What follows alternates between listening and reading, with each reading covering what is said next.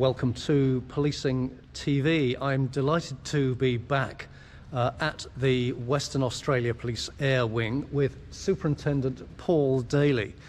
Paul, great to be back here. Thank you so much for inviting Policing TV back. Fantastic to have you back. No worries at all. You're going to give us a tour of the hangar here and some of the technology that the Air Wing has, including some new additions since we were last here. Yes, absolutely. Lots of changes to our Air Wing base at the moment, and I think probably the big news for us is that sadly we're going to see this aircraft leave, and we've got a couple of brand newies to show you.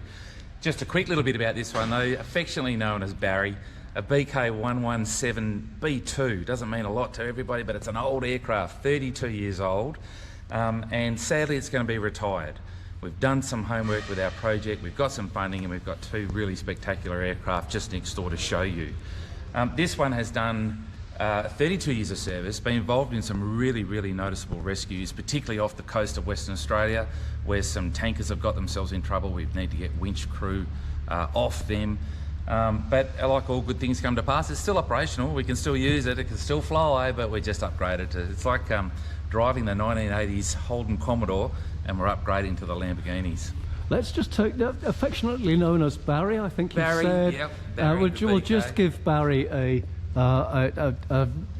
shot, broad shot, to say farewell to the equipment. Yeah, here. the B2 was actually a really great aircraft of its time, but the one thing that it's really lacking is that space inside.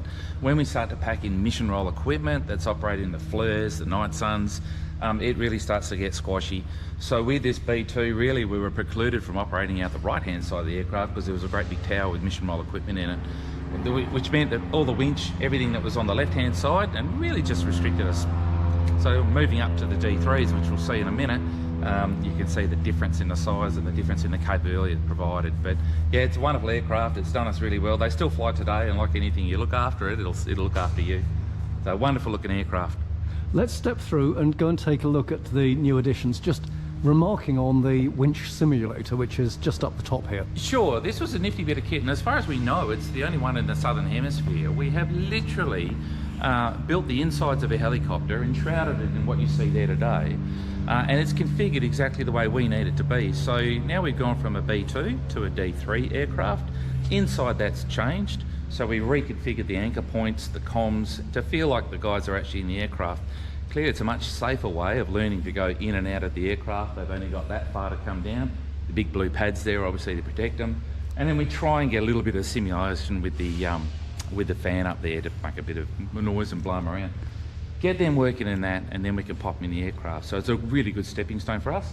Literally two big steel girders driven into the side of that wall and anchored back there.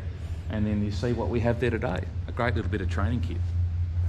Let's carry on through. So here we're coming into a hangar with two new helicopters. Yeah, here. so this is the first of our D3s. Absolutely state of the art. They're a spectacular piece of kit for us. Fitted with pretty much all the sensors you could ever want for an aircraft, including, I'll talk about the Silvus in a second as well. A night tracker beam with our green laser tracking capability, a Fleur on the other side, forward-looking infrared radar. It's got everything that we need to be able to get our job done. Fitted with a Goodrich winch. Now we're hoping to acquire the Vencorian Gen 2 winches for those out there that understand what that means. State-of-the-art stuff. Just waiting for a bit of the ASA approval to come through. As soon as that happens, we're good to go. But once we get into the aircraft itself, let's come up there. We can actually. I think it's actually, no, there we go.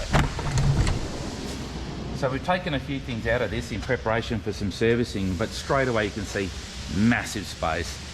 The tower that I was talking about with the mission role equipment is set further back. We've now got operability out of both sides of this aircraft. Magic bit of kit, really easy to reconfigure. So we can fit up to 10, but those in aviation that know, if you want to travel further, you've got to go lighter, and vice versa. If you've got a lot to go, don't expect to go far.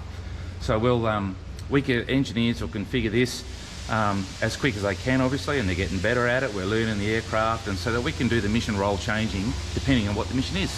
We've got to go winching, we'll take things out. We've got to move troops or TRG teams, we'll put in the jump seats. let's just take the camera in, it'll come back out, and then we'll press on with our conversation. You see the mission roll equipment there, and that's where our tactical flight officer sits. The seats are a little bit all over the place at the moment because we're just getting her out for servicing.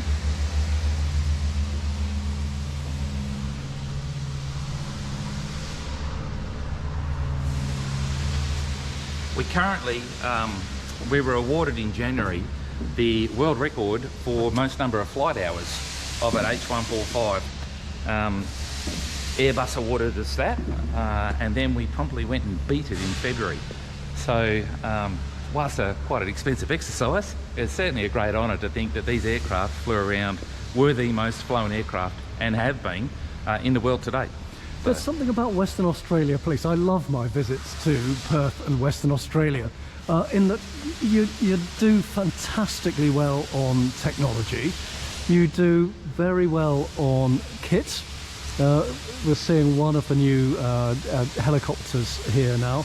We're going to experience some noise as we go down the far end because there's another helicopter we're just going to have a look at. Yes. So just to warn our Policing TV audience that the sound quality might degrade somewhat. It's just going to reflect that we are going into an active workshop here. That's correct, yeah, and we're fully operational. All our engineering, repairs and maintenance is done on site. So you can see my team out here, busy little beavers today. Our second aircraft is currently undergoing the 800 hourly service. So they'll bring it in here, strip it down, and it's just literally commencing today, which is a few days early. And they'll be taking this fully apart and doing the whole scheduled servicing for them. So yeah, they're great at what they do. But I guess this is what it looks like, but also what it sounds like.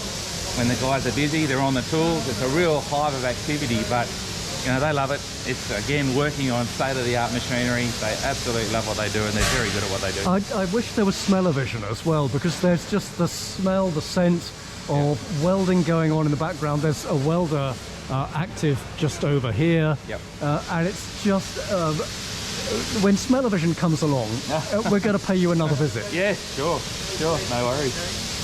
There's some more electrical engineers. Okay, we're going to cut the camera now. We're going to move elsewhere. Much more to come in just a moment. Okay, so another little part of our area, well, I shouldn't say a little bit, it's a growing business for us now. We're not just planes and helicopters, we are also moving into the drone business. So if you want to come on in, I'll show you what our new toy that we've got that we're looking forward to entering into service. This is the DJI Flight Cart 30. It's an absolute monster of a machine. It has a lifting capability of around 40 kilos at max. Most of the weight is in the LiPo batteries that sit in the middle there, but for us this is a game changer in terms of in-field logistics. If we've got people out in the field, remembering WA is the biggest policing jurisdiction in the world, people go missing all the time, and if we've got people out there, our people and also the volunteers that are out there searching, or whatever the mission is, we can now fill them in the field. Any military buff will know that. Your forward logistics is something that you need to keep your people moving and keep them out in place. This thing will do it for us. Small enough when the wings come down to pop on a PC-12 and fly it onto location, and certainly if we need to put that in the back seat of a cruiser, we can. But a really exciting time for us to be able to incorporate this into something we've never had before. So we're all about capability, trying to build perhaps the most versified tools that we can. Helicopters, planes, and now we're moving into that drone suite. Tiny little ones, right up to big things like this. But if you want to come through, I'll show you another component that we're doing to increase our drone capacity. Come on.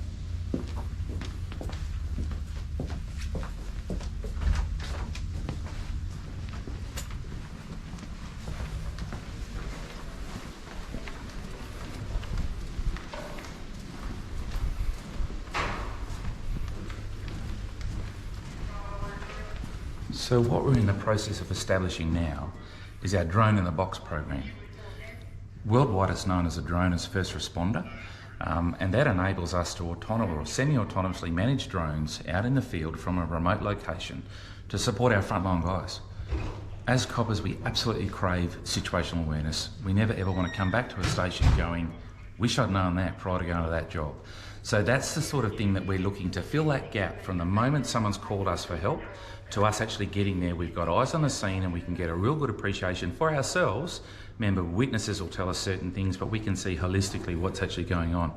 A noisy party might be 2 people having a drink and a loud stereo out the back, or it could be 200 people and the bottles and rocks are being thrown. Either one's going to elicit a completely different response. But if you want to pop inside here, we'll show you our remote operations centre. So from this location, we've got a pilot, which is fully trained, CASA approved, and eventually we are waiting for the certification. So we're not quite there yet, but we're not far away. From here, he's able to monitor radios, weather, air traffic control, and the drone as well. What you can see here is actually a live picture of the drone streaming now, and the flight area that Sean's got all mapped out. We think it's a game changer in terms of evidence gathering. We're on scene quicker, we've got eyes on the scene, situational awareness, resource management. Is what was alleged to have happened actually happening, and do we need to attend?